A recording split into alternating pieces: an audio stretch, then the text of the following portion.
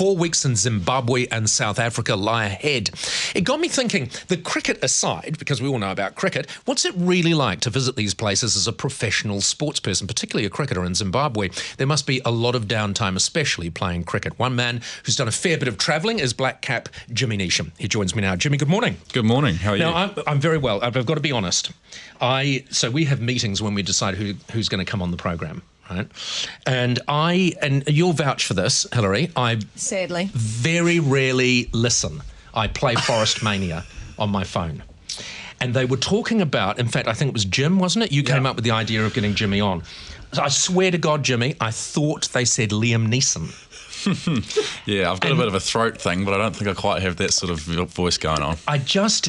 So I prepared to talk to Liam Neeson. About cricket? No, because does he know anything about cricket?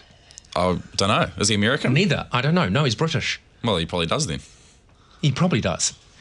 Sadly, I didn't put anything down about cricket. But anyway, it doesn't matter. And it's great to have you in and you're about to go overseas. What do you... have you seen the movie Taken? I have, yeah, I have. Yeah. Do you... Jimmy... Do you reckon are they going to do another one? Do you think? What do you think? I think he said he'd never do a third one, didn't he? Who's that? Liam Neeson. Oh yeah, my brother apparently. But he's. And then you they think he threw might about $50 million at him, and he thought he might reconsider. So yeah. I imagine if they do that again, he might change his mind again. Yeah, brilliant. How do you imagine he prepares for a role like that? See, these questions are universal off the top of my head. Yeah. It's going really well. I'd imagine before he goes onto the set, he probably does some breakfast radio and sort of relaxes a little bit. With idiots. He probably answers some questions about some cricketer. Yeah, that's right. All right, now you do have a great voice, Jimmy. Have a listen to this voice. I don't know who you are. I don't know what you want. If you're looking for ransom, I can tell you I don't have money. But what I do have are a very particular set of skills. Can you do that? I don't know who you are.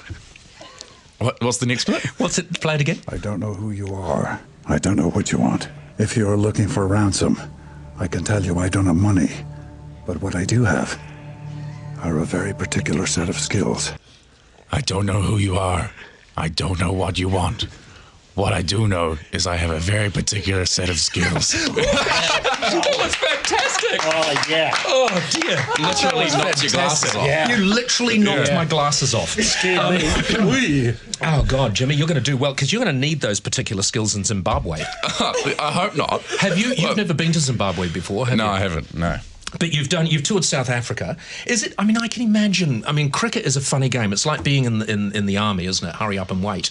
There's that moment where everyone's watching and you've got to be at your absolute best, and then there's what seems like months and months of downtime. Is that how it feels on tour? It probably depends a lot. I think this tour we've got at the moment is reasonably quick because we don't travel at all. All our games are in Harare, so we don't have the compulsory down days between games.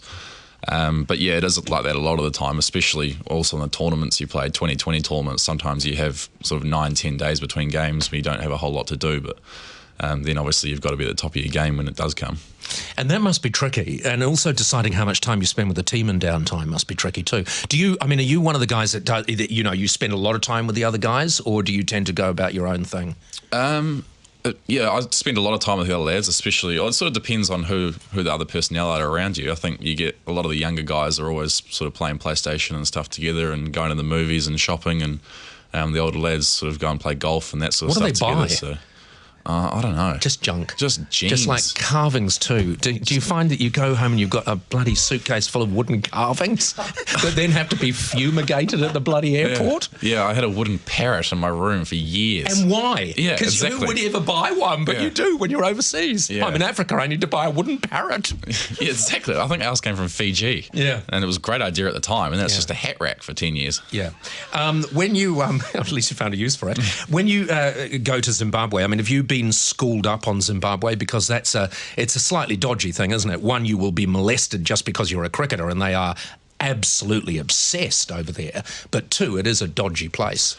Yeah, before every tour, the Players Association send over a couple of guys to have a check around everything in the hotels, and and what sort of stuff's going on, and then they send an email out to everyone with what you can and can't do, where you can and can't go, that sort of stuff. And that'd be a long email on Zimbabwe, wouldn't it?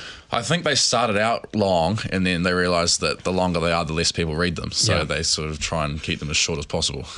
So what sort of things will you do there in Zimbabwe? Can you get about sort of sightseeing and that, or are you more of a sort of stay in the luxury resort kind of guy?